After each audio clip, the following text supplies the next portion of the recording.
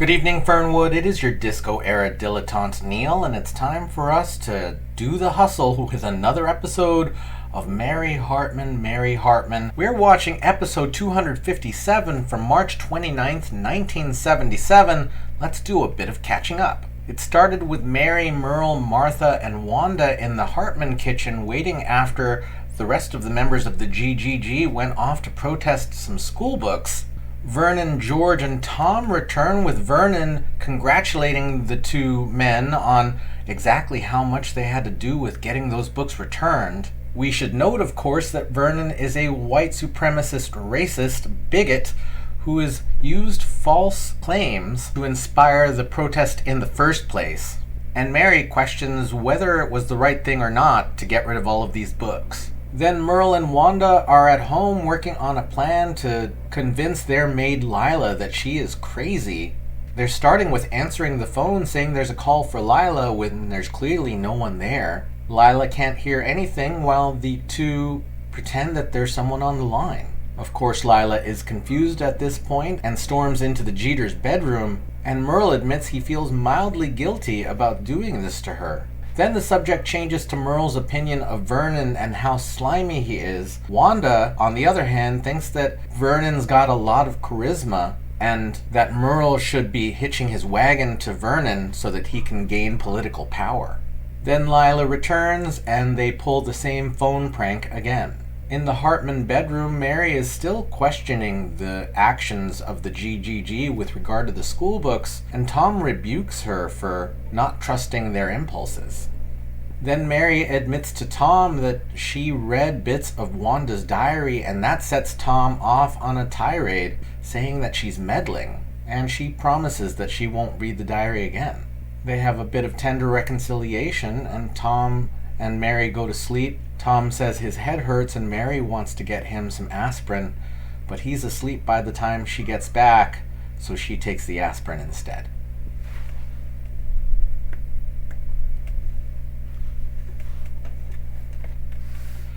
And then at the Shumway home, at Casa de Shumway, George has set up a trap to discourage Martha from stealing items. And of course, he's the only person who feels the pain.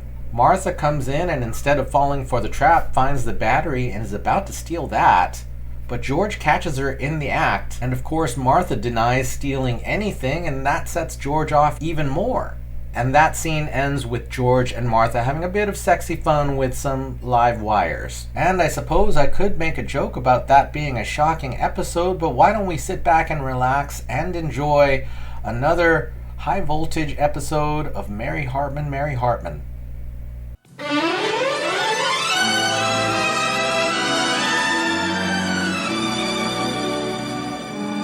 Mary Hartman! Mary Hartman! Look at things, Connell. Bernie, look, we're just looking at the book we were supposed to get rid of here. Hey, Myrna. Oh, well, Tom, I wouldn't dignify that trash by reading it. Well, here, just give it to me. No, wait a minute. I want to read what's inside here. I want to see what we're supposed to be so angry about and all upset about. I mean, this is what we took community action for, right? Well, yes. I want to see what all the fuss is about. Vernon, I gotta talk to you. In a minute, Texas. I gotta talk to you now. Texas, I am trying to talk with my friend. This can't wait! Excuse me, Texas seems to have a little problem. You idiot. This better be important. All right, we's broke. You know that old buzzard's been sending us money from Texas? Well, the well just run dry. I mean, all we got is this damn bag of dimes. What? Well, why the cutback? We can't recruit all of Fernwood into the GGG without national funding. He said the results are slow, or moving too slow. Says you all gotta stand up on your own 2 feet. But I'll tell you something, he was willing to go for something called a matching grant. Matching grant, that's it. This is a disaster.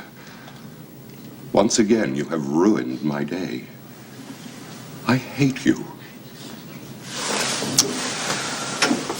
Vernon, could you do me a favor? What? Well, could you stop being so damn mean to me all the time? I mean, you know, I joined up here in the GGG to kind of make some friends, you know, and I'd like to consider you one of them. Hey, look here. Chapter 31, look. Wait a minute. No, look right here. It's chapter 31. Look right there.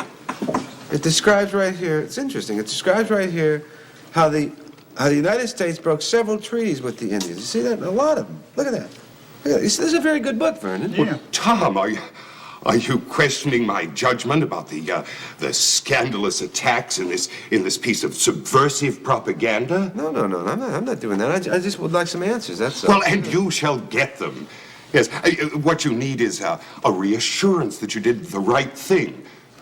A word from an unimpeachable source to show you that Chapter 31 is, in fact, subversive trash. Yeah. Here, Texas. Explain.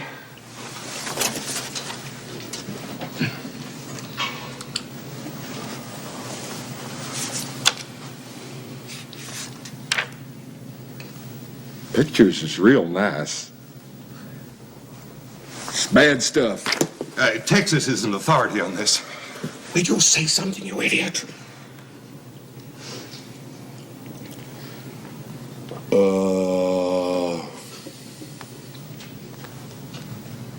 I can't read. What? I just never learned how. What he means is that he can't bring himself to read such trash. Isn't that right, Texas? Yes, of course. Now, I mean, who'd want to read that kind of trash? Now, why are we all so fussed about something that we've already done something about? No, what we should be concerned with is the mad bomber. A man who almost killed you and your wife. That's our real problem. Wait a minute. Now we're talking about the books, right? Well, but now we're talking about the mad bomber. Which is more important, some silly books or a crazed killer running loose? Now, which do you think poses the greatest threat to your family? Okay. Let's talk about the mad bomber then. Come on, all right, come on. Yes, well, Texas has that well under control. Well, I wish he'd tell us about it. Everything.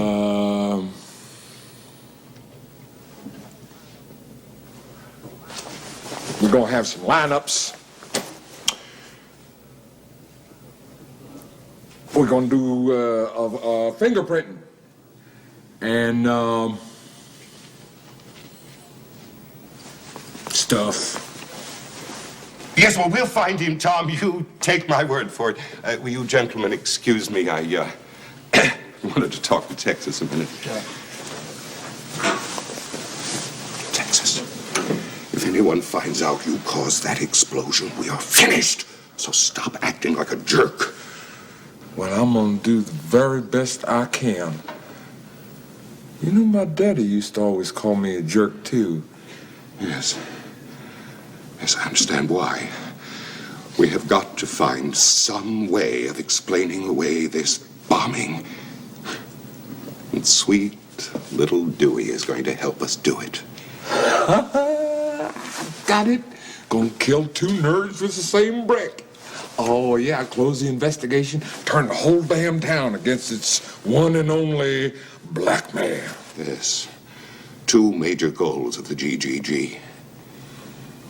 If you can carry this out without screwing it up, I personally will promote you from Grand Lizard to Great Bongo. Me? Great Bongo. But only if you don't screw it up. Now, the Fernwood chapter of the GGG has got to show results. So let's get rolling. Why didn't you tell me you couldn't read? Well, I just thought it's important.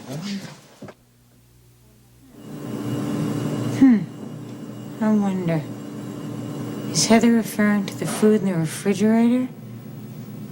Or is this just a personal note?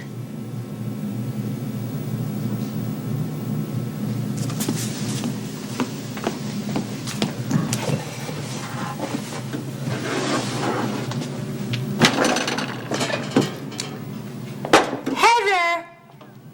That is very impolite. I am not the maid. I am the mommy. Now, when do you want this back?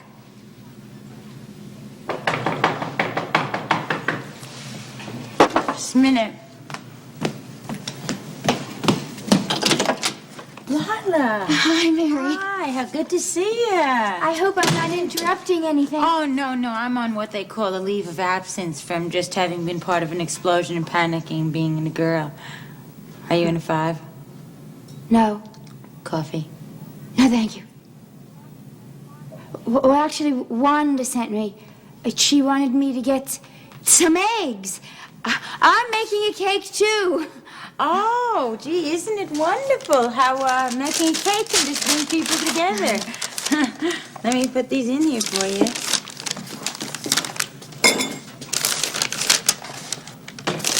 3, 4. Okay, Lila, here you are. Here is 4 eggs. Now, try not to drop these, okay? In fact, I'll tell you what, would you like me to crack them for you? I find I am getting very good at it. Would you like that? Yeah. Okay. Mary, Wanda actually just didn't send me for the eggs. I didn't think so. Flour, right? She sent you over for flour, too, right? No, not flour. Her diary.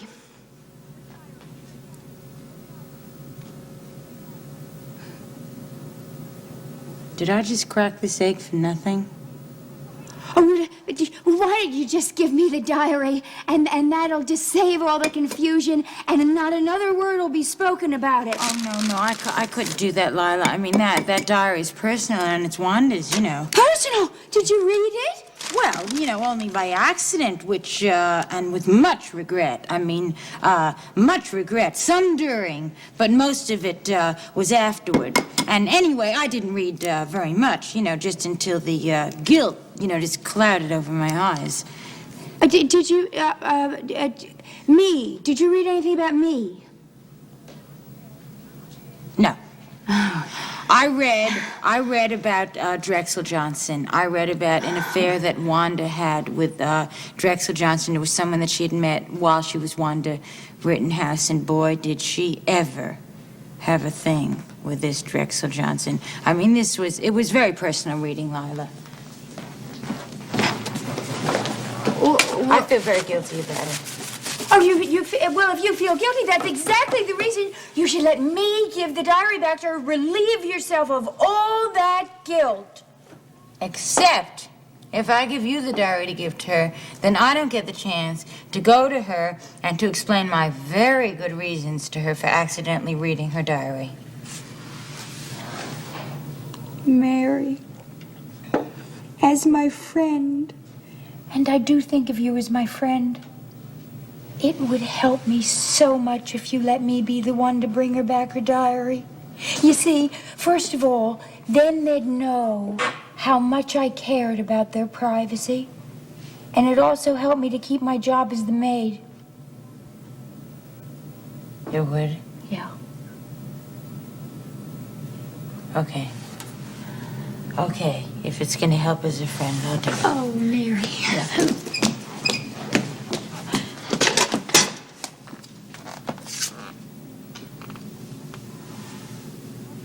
Well, that's strange. What's strange? Well, I mean, I put Wanda's diary in the waffle iron to make sure that I wouldn't lose it. But I seem to have lost it. What? Oh, it's gone all right. Oh, no. It can't be. It can't be. Easy come, easy go. Don't you think, Lila? No. Excuse me, Mary.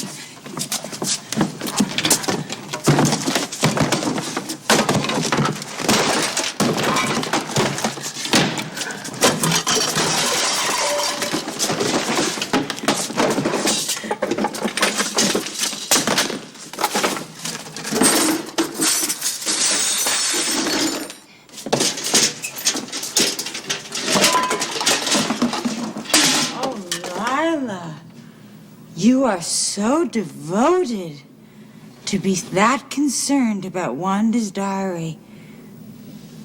Oh, boy. Oh, Wanda is so lucky to have you as a maid. Hi. Oh. How you doing there? I'm just bringing old Howie home here. Well, what happened? Did he get in a fight? Was he mugged? I know, it was the mysterious phone call or the anonymous... Oh, my God, are you okay? Nothing quite so romantic. He just got smashed at the Capri. I am already sick. Hey, he'll be fine. Don't worry about him. Just give him some strong coffee and he'll just be all right. I'm dying. Thanks for bringing him home. Sure. Why don't you sit down for a little bit? All right. Gosh, you know, I haven't seen you since the explosion at the factory with Mary and my dad. I really wanted to tell you how gutsy I thought that was. You're saving their lives. It wasn't nothing. I mean, nothing any fearless man wouldn't have done. It's a little bit hard talking over all that moaning. No, it was really terrific. You shouldn't be so modest. It really was. You know, I wanted Howie to get in and dig, but he was just so busy with that dumb tape recorder. Well, you know, he's got a job, too. I mean, some of us are reporters and some of us are men. Yeah, that's true. He is definitely a reporter. He ignores me all the time. Never pays any attention to me. Well, that's pretty stupid, isn't it? I mean, you know, a guy like old Howie being lucky enough to have a girl like you. That's sweet. Hey, listen, hold it just a minute. I gotta be honest with you here. I've been in this kind of a sticky situation before, you know? And I just don't know if I could take being the third wheel in another relationship. It's true what you say about the bigger they are, the harder they fall. And I'm just a one gal kind of guy, and when I start going out with a girl, I want her all for myself, and that's it. You know, I've been waiting all my life for somebody to say that. Oh, Kathy. In a minute, please, Howie. I better go. Yeah. Oh, do you really have to leave? Yeah, I know. I gotta sort this out. Okay. Well, thank you for bringing Howie home. I appreciate it. I'll be talking to you real soon. Bye. Bye.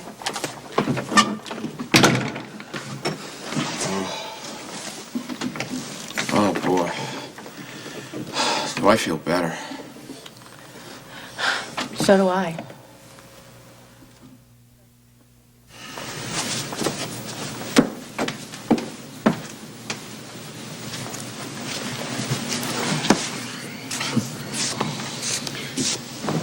Oh, that girl.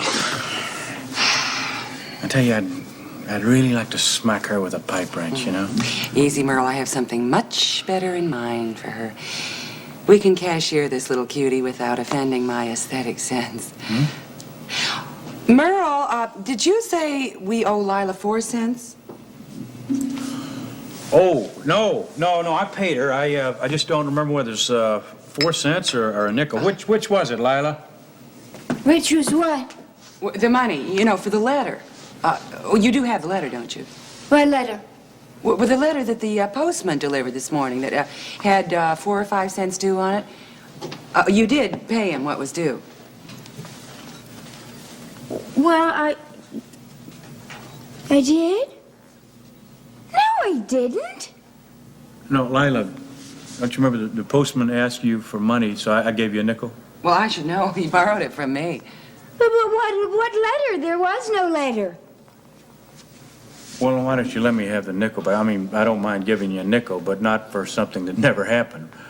But I never took a nickel. Well, Merle, you told me you gave Lila a nickel. Now, why would you tell me something like that if it wasn't true? What about the letter? Lila, I'd like to see the letter.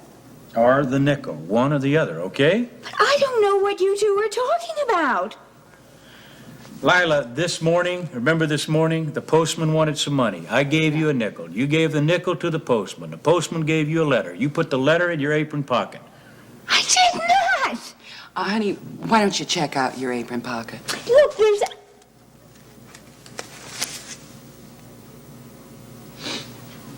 I don't know how this letter got in my pocket. Right. I don't remember anything about... this morning in a postman, and what's happening to me? What's going on around here?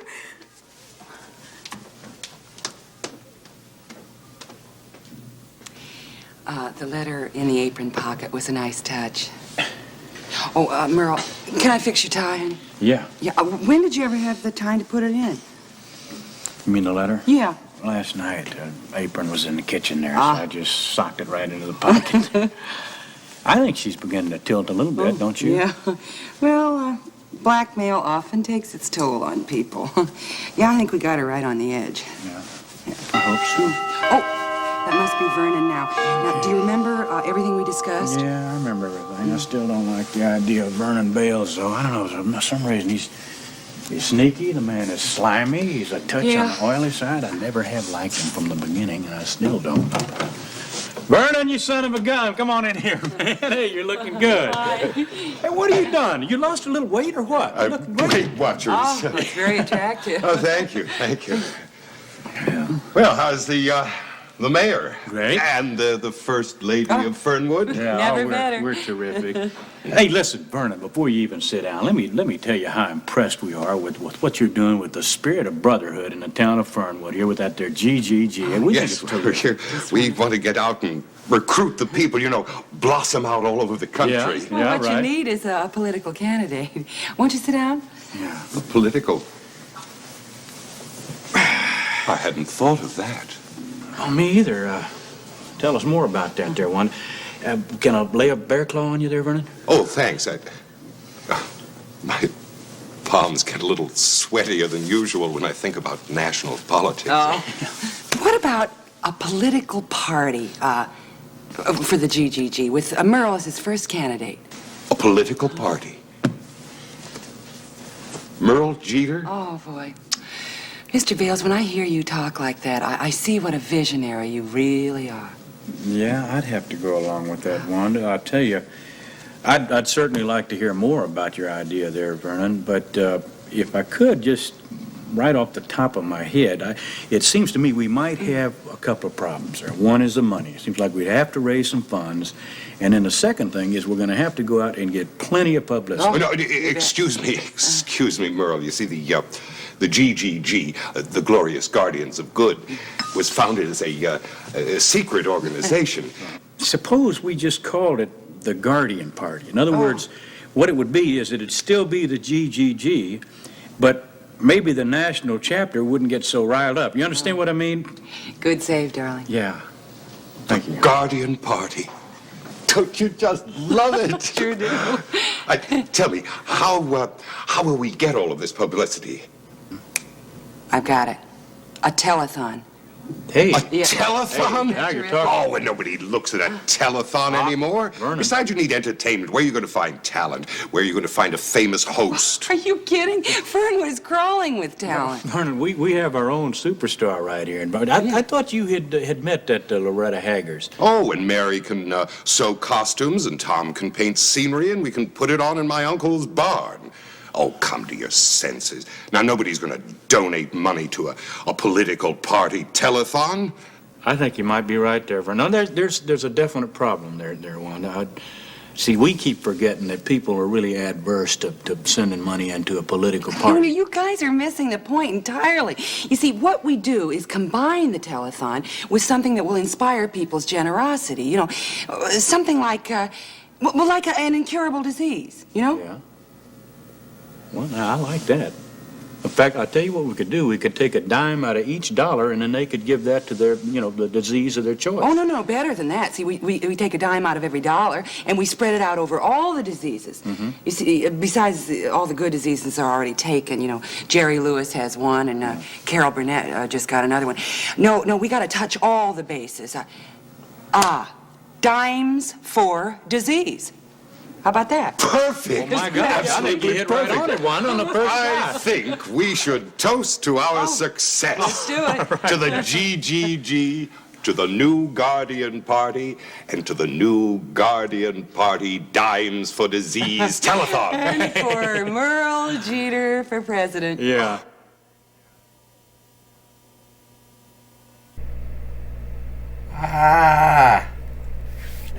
I'm wearing my good old KMET hat because yesterday I saw a trailer for a movie set in the 1970s, which may be of interest to some fans here. It's called Licorice Pizza by Paul Thomas Anderson, who has directed some of my favorite movies of all time. And I mentioned that only because I saw the trailer yesterday, and I know that the film will have been released by the time this episode hits the air. So I'm just going to share the trailer right here, and maybe that will turn into something that we can talk about at some point. But yeah, this episode covers some ground. So Tom is finally looking at the books, and I understand that Vernon used the idea of faulty bindings to be the issue. The book didn't look really poorly bound. Tom's finally looking at the content of the book, and I feel like that is Tom passively listening to Mary, because Mary is the only one who has voiced any questions about the act of dealing with these school books. So Tom was not supportive when Mary spoke to him, but he took that on. Now, I'm not saying that's the best way to deal with things, but it's telling me that Tom has taken some influence from Mary. I feel like Tom should have been very supportive in listening to her, and I guess at the least, he is reading the book now. Now, Vernon veers that conversation in a completely other direction to talk about the Mad Bomber, and we know that that was Tex who accidentally set the bomb off in Section K.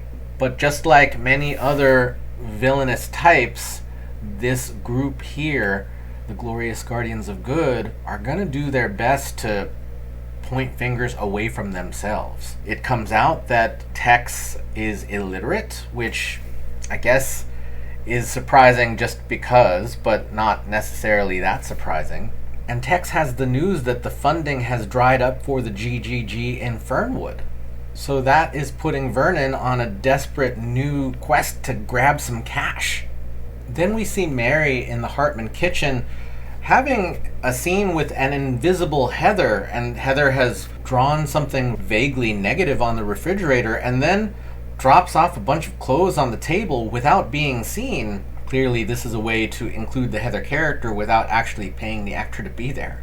Maybe she wasn't available that day, but they needed to get that seed in there for some future bit. I know how many people feel really negatively about Heather. Like, a lot of comments say that she is a monster or spoiled or entitled or what have you. But hearing Mary's admission a couple of weeks ago for her own feelings for Heather, that reveals a bit about their relationship. And I try to take a three-dimensional view of everyone's relationship. You see Mary's point of view about Heather, you see Heather's point of view about Mary, and they don't see eye to eye at all, and that is definitely colored by Mary's central feelings. We don't really know Heather's real feelings about Mary. We see how she behaves. And then Lila shows up because Lila has a real need for this diary. Her plan to blackmail the Jeters really falls apart. The pin gets put in the balloon if that diary is not found. Of course, neither Mary nor Lila know that that diary was stolen by Howie a week ago. And after some cajoling, Mary opens the waffle iron to find nothing there. And then Lila desperately wrecks Mary's kitchen, and, well, Mary has her typical understated response. And then Mac carries Howie home after a bender at the Capri Lounge. We know, if we've been watching, that Howie is mainly sad about the loss of all of the hard work that he has done when Tex stole his research. So Tex maybe doesn't know he has the diary, and thus he has not told Lila that the diary is in their possession again. Mainly, Howie's point of view is that he is failing. I mean, that's a guess, but that's the way I would imagine it. That if all of your work was completely destroyed, that you would feel desolate. And in this case, this gives Kathy the opportunity to work on the attraction between her and Mac. She does feel an attraction to Mac, and Mac clearly here reciprocates, except for acting on it, because I feel like Mac has set up a really good boundary, which is to say he's not going to be the third wheel in anyone's relationship again. And I feel like that's good and healthy. Mac may be an exemplary figure for setting safe boundaries in a relationship. It is clear that Kathy is moving her attention toward Mac, at least in this scene, and she has maybe had it with Howie. And then Merle and Wanda continue to gaslight Lila. They continue to suggest that she is forgetting things. Well, they're not suggesting that she's forgetting things. They're telling her things that didn't happen and then letting her brain fill in the blank that she must have blacked out or something. But clearly Lila is feeling that frustration. And then Vernon shows up, and we know that Wanda is pushing Vernon to get involved with Merle to hitch their wagons together. And Vernon needs some money, but also the GGG is a private organization, so they create the Guardian Party, which is what you would expect, a place for the GGG to have their political influence felt. And the event that comes from this is a telethon for all diseases and the Guardian Party, and they're going to take 10 cents of every donation and put that towards all diseases. Because, all diseases is better than, some random one disease. So yeah, I expect we're going to have a telethon coming up soon in the next week or so. Yaha! So thank you so much for watching with me. Thank you so much for leaving your thoughts, feelings, and impressions in the comments. Thank you for doing the hustle. And we will see you tomorrow night in Fernwood.